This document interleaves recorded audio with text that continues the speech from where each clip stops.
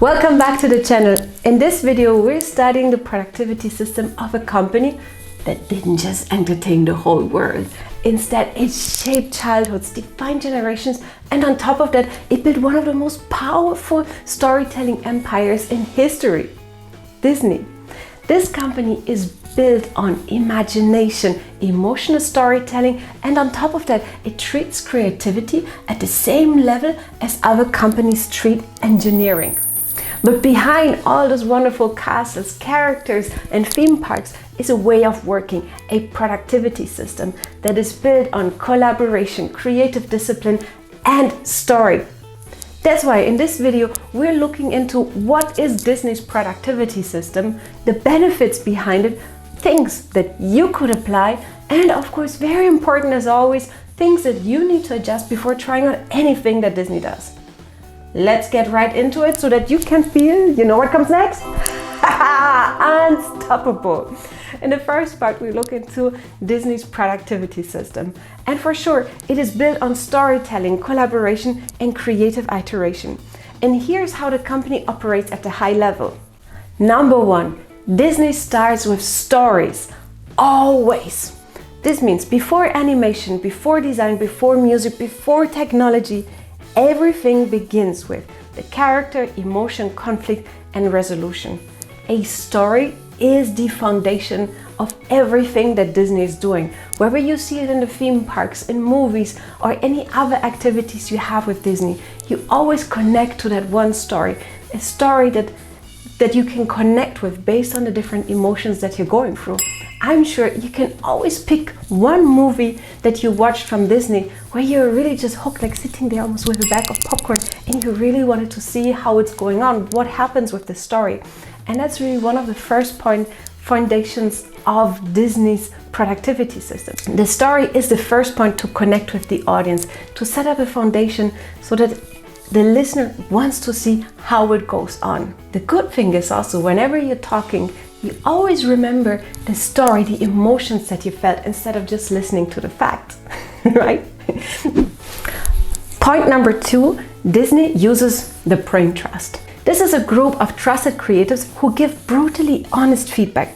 No hierarchy, no ego, just truth. And the key point here is that feedback fuels excellence. And that's something amazing, because if you think about it, if you just work on something by yourself and you're not looking at it from different perspective, you might develop something that is not really of value for others. But that's something that Disney does differently. They ask different people to give their honest feedback. Feedback that they think, okay, this needs to be changed, that needs to be changed. I think this doesn't add value to our audience, or I think here the story doesn't really add up. It's not clear to the listener.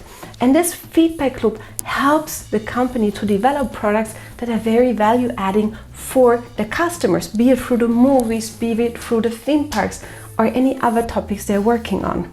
Let me know in the comments as well if you have a brain trust, a group of trusted people who helps you and gives you feedback, honest feedback of course, in terms of improving yourself or working on things that are important for you.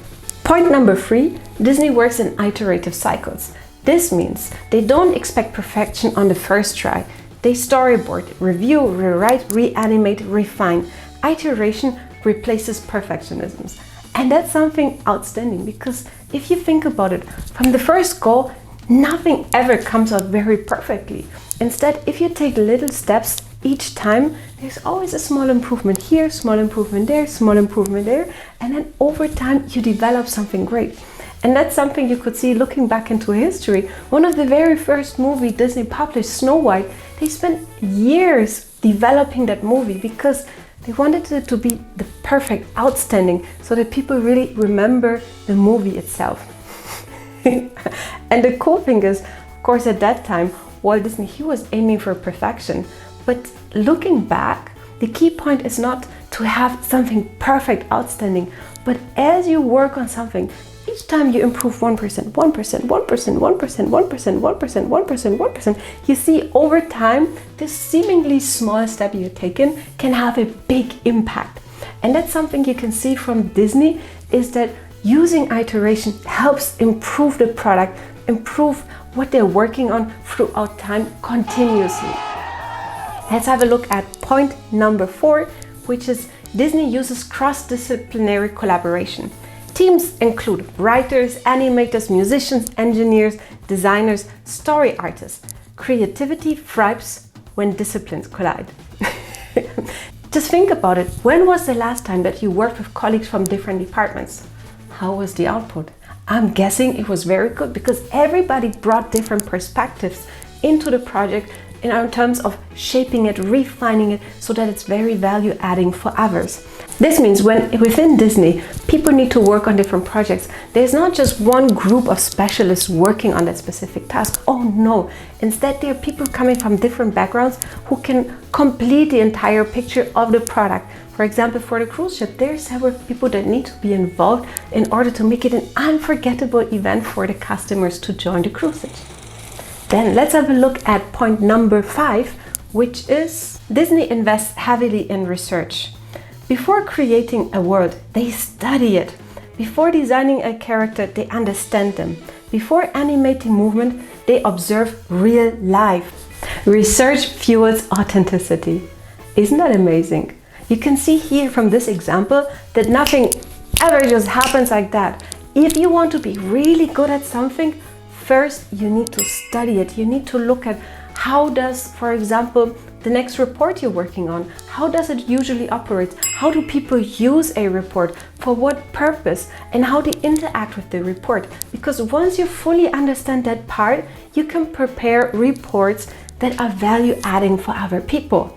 So then one thing you can definitely take away from Disney is that first, instead of just doing something, first study it, spend some time to understand what's the current situation so that you can propose products that are value adding, helpful, especially helpful for your customers. It can be within the company or literal customers outside of the company. Then let's have a look at point number 6, which is Disney uses plussing. This is a rule. Never criticize without adding a suggestion. It turns feedback into creativity. I'm sure you can relate to that. Sometimes you're in a meeting, you propose something really outstanding, you're so excited about it, and then you hear the first feedback, yes, I think this is a good idea, but... And already when you hear the but, you're like, oh, no, it's not a good idea. And it just drains creativity. But that's something that Disney does completely different. Instead of saying, yes, but, they rephrase it and say, yes, and how about doing this? How about doing that?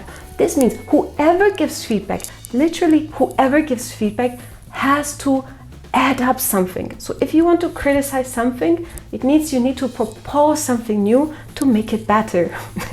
It is a good example of making sure that constructive feedback is put in place instead of just saying out something without any kind of idea of how to improve something. How about you? How do you handle this in meetings or when you talk to customers or other stakeholders in your company and you just hear feedback but without any other proposal? How do you handle it? Write it down in the comments and maybe you already use the Disney system. I'm curious to hear. Point number 7 is Disney protects creative time. Brainstorming, sketching, exploration, play. Creativity needs space. I mean, I'm sure you can relate to that. Sometimes at work you need to do a brainstorming session to come up with the best idea how you can solve that application for the customer or how you can pitch a new idea that is going to help you increase massively sales. Then you cannot just sit down and say, okay, let's write down ideas and everybody says what they have in mind. Instead, here Disney uses different ways that helps people to think literally outside of the box, to come up with ideas that people ever haven't thought about. And that's also again where this cross-disciplinary working can come in hand, because if you've seen something at one area, you might be able to apply it to another area in your work. And some people say, no, usually you don't do this. But because you have this cross-disciplinary thinking, this cross-disciplinary experience, it helps you to bring expertise that you've gathered in one project to the next one. Point number 8, Disney builds emotional connection into every product. Every film, ride, and character must evoke a feeling. And the key lesson here is that emotion is the productivity engine. Let me give you a very simple example. If you love what you're doing, you will see time passing by like poof, like this, super fast. And that is something that Disney makes sure that whenever they work on something, people are passionate about it. People really love what they're doing. Because if you love your work, your love loves you back, and you come up with ideas you never have thought about it.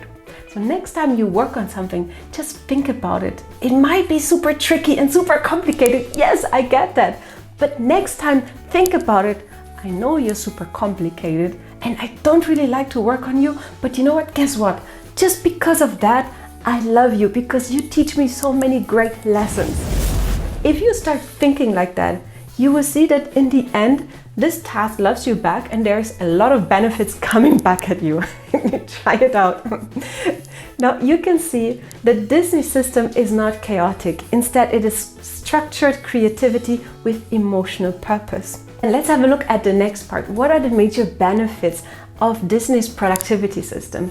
And of course, it works for Disney because it aligns with their identity as a creative, emotional storytelling company. And let's have a look right away with benefit number 1, strong emotional impact. This story-first thinking creates unforgettable experience.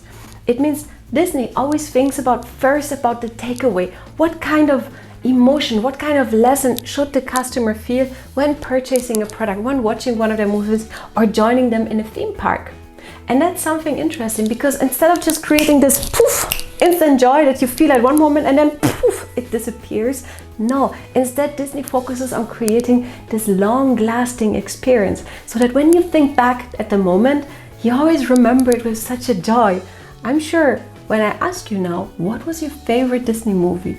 What kind of emotion comes up with you? How much did you enjoy watching the movie? Or how good you felt after watching the movie or telling people about the great stories? And that's the thing here. This story stays in your mind and continuously creates this moment of happiness or joy or whatever you feel watching, for example, one of the Disney movies. Benefit number 2, high creative quality. What does it mean? The brain trust feedback eliminates weak ideas early. What is specifically a brain trust? It's a circle of experts that have been at Disney for many years. They have worked on many different projects throughout their time. So they are literally experts in their field. They know how the customer reacts, how to animate a specific part or whatever their expertise is. And having those experts, and of course a different group of experts in this brain trust, helps to get out the best improvements for the certain product. And instead of just listening to anybody who maybe is new, who doesn't fully understand how the company works, working with those specific experts helps them because they know the company for many years. They know the ins and outs, they know the philosophy, the ideas, the values, the mission of the company. And they can give feedback that is aligned with all of that while still adding their expertise, but of course also bringing in new ideas. Benefit number 3, authenticity. Research makes world feel real.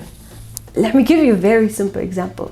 When you talk to somebody and you know this person is playing a role, you see that something is off. It doesn't add up to the whole picture.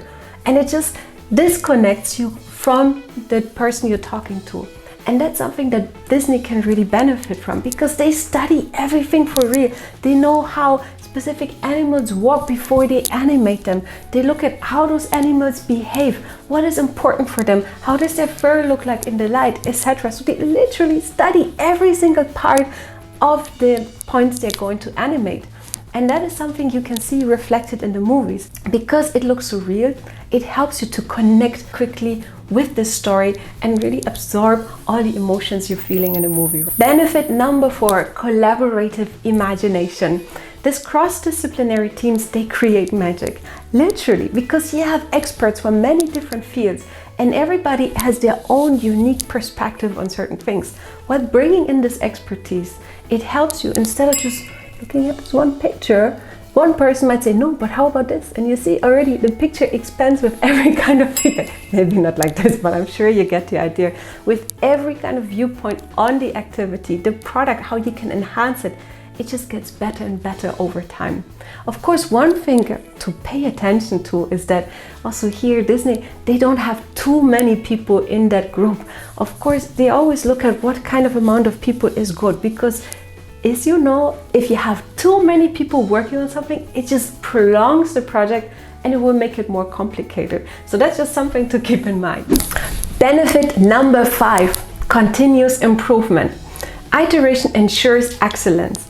It means that when you work on improving some parts, just even 1% or 0.5% or even littler than that, it means the more small improvements you do over time, of course you improve yourself.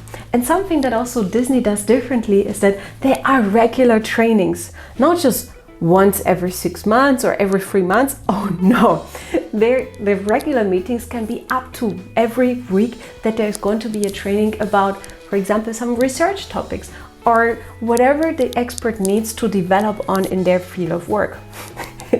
It just shows us that if you think that you're really good at something, no, think again, because Disney shows us right away that it's better to continuously work and improve your own skills. As you can see, Disney's system is not about speed. It's about emotion, craft, and imagination. And we are already at the end of the first 2 parts of the productivity system and the benefits. In the second video, you're going to find out more about things that you could apply to your daily routine, and of course, things that you need to adjust before trying out anything that Disney does. Stay tuned. Let me know also in the comments which points you like and which points you would like to hear more of. And of course, remember to subscribe. Speak to you soon. Have a good day.